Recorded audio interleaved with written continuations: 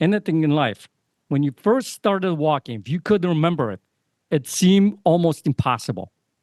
And now you're doing it like nobody's business. So I have to believe that when you come to, like the athletes, that ones who are at the top of their game, look at like, for instance, baseball, right? Professional baseball players, they hit 30% of the time the ball that's coming at them, and it's coming 80, 90, 100 miles an hour. And they have less than, 2 seconds or something along those lines to actually hit the ball. And they have to make a split decision whether they're not going to be swinging the bat or not. So if I was going to up to that plate, I would miss that shot 100% of the times because I'm not training it. But these guys train every single day, probably swing the bat maybe 500 times. And I think over time, neuroscientifically, your brain gets accustomed to it. And in a way, that ball slows down.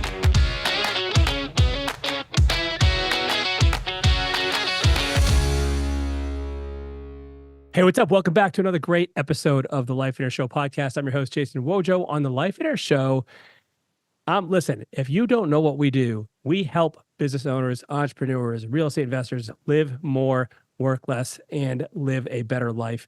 And so I am joined by my co-host, Polish Peter. What's up, man? My reply to that is, what? That's what we do, bro. That's what it's all about.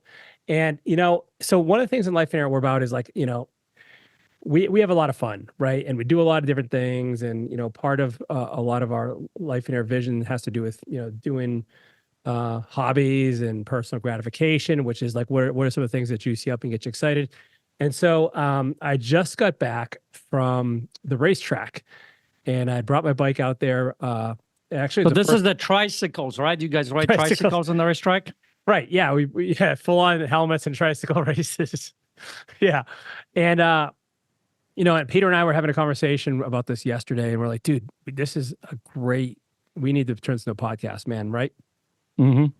Yeah, because here's the thing, I'm going to ask him to expand a little bit more about what happened at the racetrack. But one of the reasons why I said we should do this podcast is because I think a lot of times this is a great analogy, not only for life, but for business. And it tells you how some people quit too soon. Some people don't take that, take time to go through the process. There is a journey, I think, that happens when it comes to growing a business, when it comes to growing anything in your life, like relationships and things like that. And I think, what we're talking about yesterday, it helps you create and figure out, if you know that you're in this particular stage in your process, you don't quit, you keep moving forward. So we just wanted to jump on here and clarify that for you. So yeah, tell me what happened at the track. Well, dude, it's a blast, first of all. So it was the first time I went out there kind of by myself. Like I trailered my bike by myself. Usually I'll partner with my buddy Calvin. And there's a couple of us who go out, which that was a little scary by itself because I'm like, oh, what if something breaks? I don't know, like fully how to fix stuff and whatever. I was a little bit nervous. And so I go out there though, had a few decent sessions. They opened up the track to an area that I wasn't super familiar with because a lot of tracks have the full track or a part of the track and you can race different parts, and I had the full track.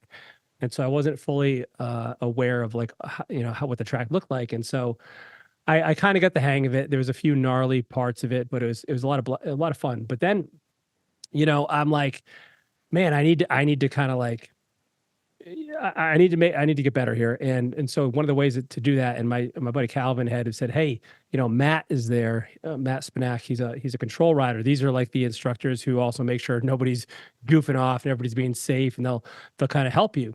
And so I'm like, hey dude, can I go out with you for a couple laps? It was my last session of the day actually too, because I had to head back early to get the girls from school and stuff. And so he's like, all right, cool. So I go out there and he's like, first thing is like, follow me. Right. And so, by the way, dude, I'm literally like holding on for dear life in my bike. And he's like holding on with one hand, looking back at me and pointing to like the apex of the turn of like where to go. And I'm like, dude, seriously, like this, I'm like, and he's doing it so relaxed. It's like, he could be having like a cup of tea and still be riding like this. And so I'm following him, and it was interesting because like not only is he's showing me all these, all the corners and the race line and where to turn and how to do all the things. But then, man, this is something that was kind of cool. Like I bought this lap timer. It's the first time I've used it.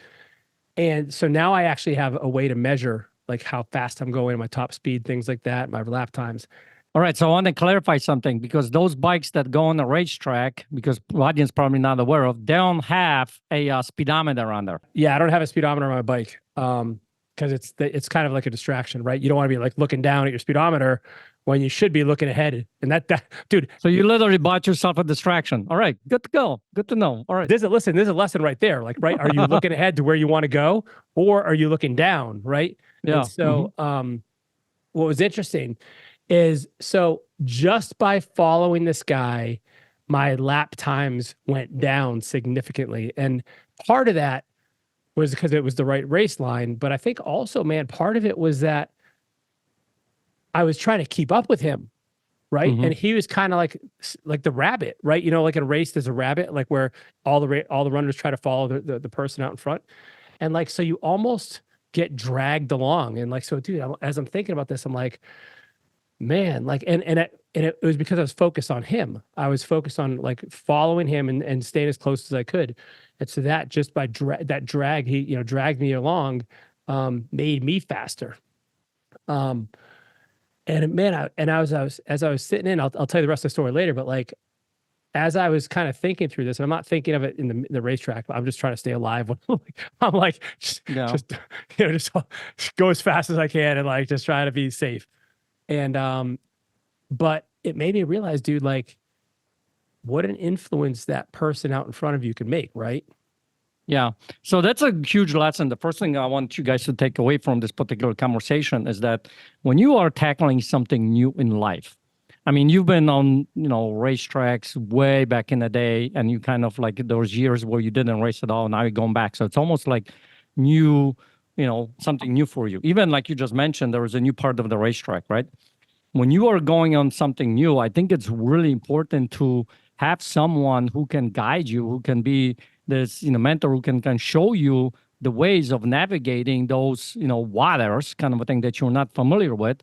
In your particular case, the track, right? I mean, there is a specific time where you have to lean, a specific time that you have to, the specific place where you had to hit the tire, right? Because if you go too far, you mentioned it to me yesterday, at one point, you ended up on those. Oh yeah, I went too wide. I ended up on the rumble strips. I'm like, oh, I'm gonna die. Right. Yeah. So now all of a sudden, you notice like, huh, you know what? I got on the rumble strips, and maybe you in the business or in the personal life, you tried something new. You kind of pushed yourself a little bit more, and now you did something kind of freaked you out. And what's the response? Typically, what do people respond? They respond by kind of stepping back. They respond by scaling back. They respond by not, having conversations that they need. Like, for instance, like if you're a real estate investor, you go and put yourself out there about making those phone calls that you need to make. And then someone on the phone call starts calling you all kinds of different nasty names. All of a sudden, what happens? Do you keep making phone calls? Or do you step back and you say, this is not working? And you give yourself all kinds of different reasons and excuses of why this is not working and I need to do something else.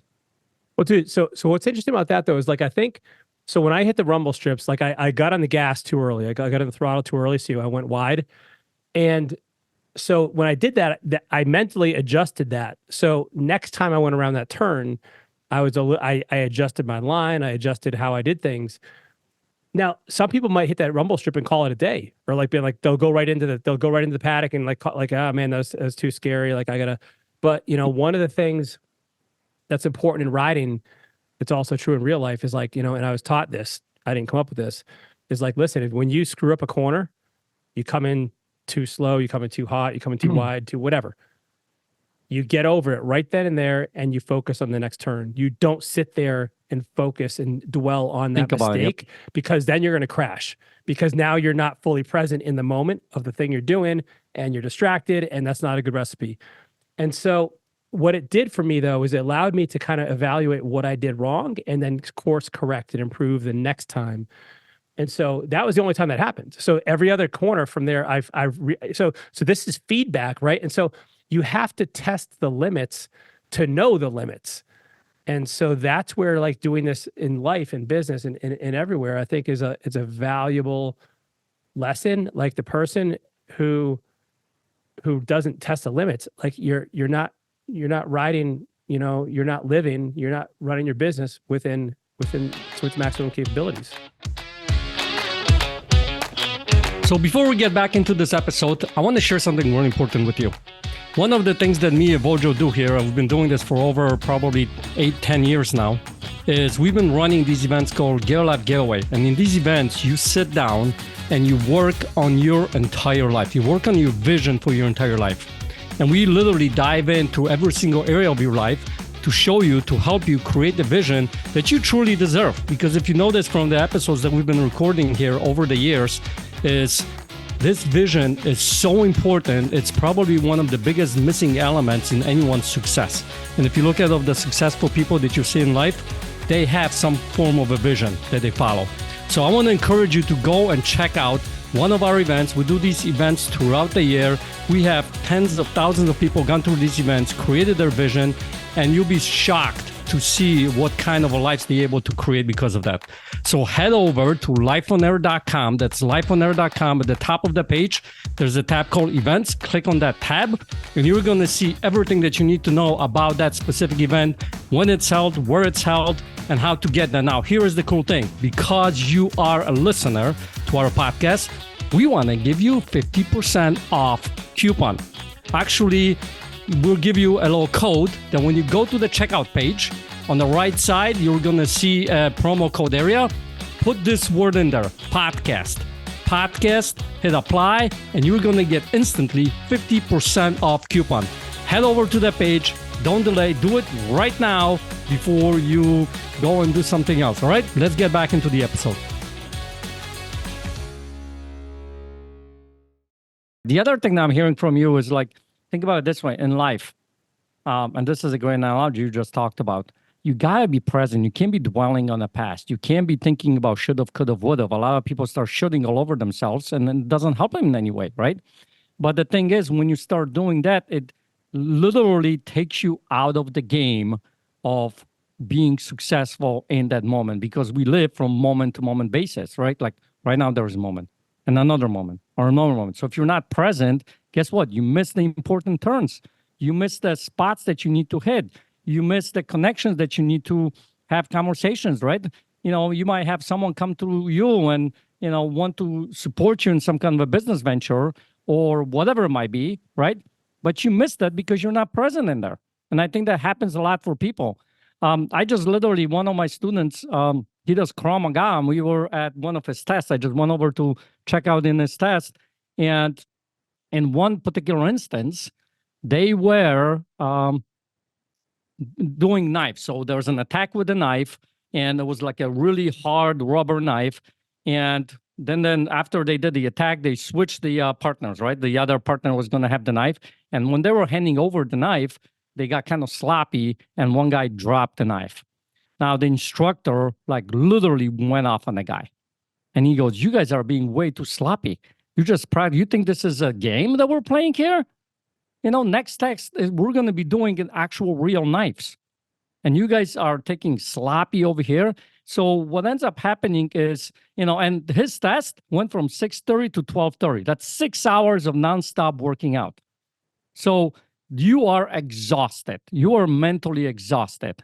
And how many times in life, whether you're racing on a motorcycle, because I bet you, man, when you get to the end of the run, get to the, after, how many hours of racing, your body's probably telling you, stop, stop, stop. This is stupid.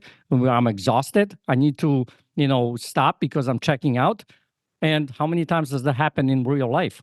When it comes to be the 11th hour that you have to keep pushing through, or, everybody's telling you you're doing something really stupid. Why do you keep doing this? We've all had those kinds of conversations. Family members are telling you why don't you just get a job? What the hell are you doing? Right? And what ends up happening is in that 11th hour, we tend to give up and not to push through.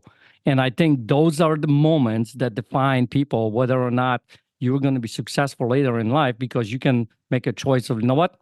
This isn't for me. And you step away and go do something else, or you push through it. Yeah. And I think that's an important aspect, because I think, those are the moments that will help you grow if you can push through that moment, the hard moment. Yeah, man, totally. And I mean, there's a lot of things that could be behind that. It could be fear, it could be exhaustion, it could be, Yeah.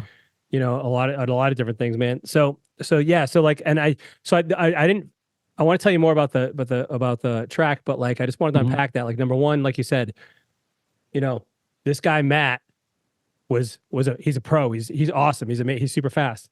So somebody who's been there before you that can help you get there.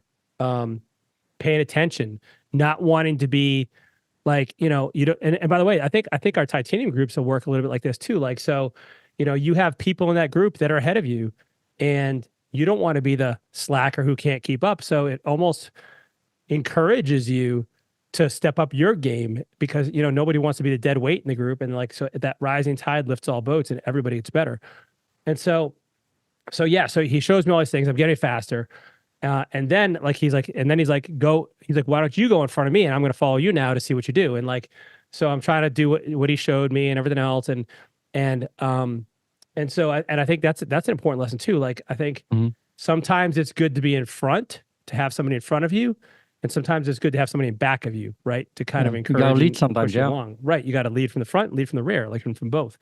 So he did a really good job with that. And then also it's funny, man, because like, I'm sitting there again, just white knuckling it, trying to get through these turns and wrestling the bike. And dude, I'm going as fast as I think I humanly can. And he blows by me like I was going in reverse. Like, and he just looks over his shoulder. I'm like, you bastard. Like, He starts laughing and pointing oh, at dude. you. Ha Oh, yeah. ha He hit me ha. up on Facebook later. He's like, yeah, it was fun blasting by you. I'm like, ah. I'm So like, listen, so here's the thing, one other lesson that I want to kind of unpack because we talked about it on the call yesterday, and I think will be important is that, you bought that speedometer to tell you, and you thought you were going a lot faster. And when you looked at the actual speedometer, it told you that you were going like slower, right? That you well, a thought. lot slower than him. Yeah. Well, so but dude, here's what it is. So this is such an interesting thing to me that I'm really perplexed by. Like, so here I am thinking I am at 100%. Like, I cannot fathom how I could, because there's an interesting thing with riding motorcycles, and there's a lot of analogies here to life too. So Mhm. you have the skills component where you got upshifts, downshifts, brake, clutch, like your line, your lean, your body, like all the stuff, right? And so you got the technical part of it. But then you also have the processing side of things. Like, things are coming at you faster, like significantly faster. When you're going, 80 miles an hour, that's one thing. When you're going 140 or, maybe 120 through that section, things are coming at you so fast that you have to somehow figure out how to process it and move in that synchronization. And that's why, like, I'm so perplexed as to like how to get faster, because I'm not sure. Well, it's probably both, really, man, because I'm Yeah. not like great, or I'm not good at all, but like that's another component of it that I think is valuable. So I think this is a really important thing because think about this from neuroscience, right? The brain, how the brain processes. If you really think about it, you got the neural pathways that have been created over the time with the things that you're doing the most. I look at it from the perspective, it's like, you know, anything that you're doing in life can be anything from little tiny path, like a dirt path, to a 7-lane superhighway. So for instance, something that you're doing brand new, you've never done before, it's just a really dirt, kind of a small path that's come overgrown and you're trying to find your way. Whereas something that you've been doing for many years, like let's say walking or brushing your teeth, or the morning routine that you get up every single morning the same exact way, put the same leg out, it's like a 7-lane superhighway. So what ends up happening, if you think about it, anything in life, when you first started walking, if you could remember it, it seemed almost impossible. And now you're doing it like nobody's business. So I have to believe that when you come to, like the athletes, that ones who are at the top of their game, look at like, for instance, baseball, right? Professional baseball players, they hit 30% of the time, the ball that's coming at them, and it's coming 80, 90, 100 miles an hour. And they have less than, was it, 2 seconds or something along those lines to actually hit the ball. And they have to make a split decision whether they're not going to be swinging the bat or not. So if I was going to up to that plate, I would miss that shot 100% of the times because I'm not training it. But these guys train every single day, probably swing the bat maybe 500 times. And I think over time, neuroscientifically, your brain gets accustomed to it. And in a way, that ball slows down. in a way where you can actually, it's almost like this quote unquote matrix, right? When he was dodging the bullets, kind of slows down and now you're more of a master at it. And I think the same thing when it comes to the bike, right? Because like your buddy that's racing, blasting by you, I think those trees don't go as fast as they do for you, right? In a way, because he's been riding it for so long. So the point I'm trying to make with anybody listening to this particular podcast is this. If you find your passion, find your thing that you want to do, you got to break through those moments to get you to the next level. And the more you keep going, more you're practicing, more you keep doing this every single day, it's going to get better and easier. Then you're going to be more of like Neo with the bullets, dodging the bullets kind of a thing. But what ends up happening many times, people stop way too soon. I think, yeah, man, it's about getting those reps in. It's about the volume and just doing it over and over and over and over and over again until you get better and better and better and better. And so I think, I think of the same thing with like, I play guitar, right? And so the same riffs that like, it could have taken me years to perfect the ability to move my hands a certain way. And somebody starts guitar, their fingers are all fumbling all over the place and they can't, make it happen. It's just reps, it's practice. It's not giving up, it's continuing, right? And so I think we're hitting on a lot of things here, and I don't want to draw this out too long, but like, I think there's a few really important points from here. It's like, number one, resetting what's possible by seeing somebody else do something that you thought was like insane, like, right, really just changing your expectations, like changing your bar, like seeing somebody do something that just like totally blows away all preconceived notions of what's possible. It's about finding somebody who can help you from the front, from the back, who's been there, who can like help you get better. It's about being humble enough as well to be part of that, like not thinking you know all the answers. It's about getting the reps in, the patience and the practice. And dude, I know none of these things are probably sexy, but this is real life. This is deconstruction of like how people are successful. Right. Yeah, exactly. So what I'm hearing is next week when you go on a racetrack, you finally take your wheels from the tricycle and you're just going to go. I'm ready to take the training wheels off, brother. I'm ready. All right. Awesome. Very cool. All right. Listen, hope you guys listen, super informal episode here. We just wanted to share something and listen, this is something I want to encourage you with too. Look around your life and look for the patterns, look for the things and the themes that are analogous to other parts, because there's so much overlap in your life. And once you develop those success habits and you can start to identify those patterns, you're going to be so much better off. Thank you again for tuning in. We are so grateful for you. If you enjoyed this, please share it, give a thumbs up, give a rating, give a review. And man, yeah, I'm excited to do this. Yeah, right on, man. Let's go to the next one. Have a great week, everybody. Take care.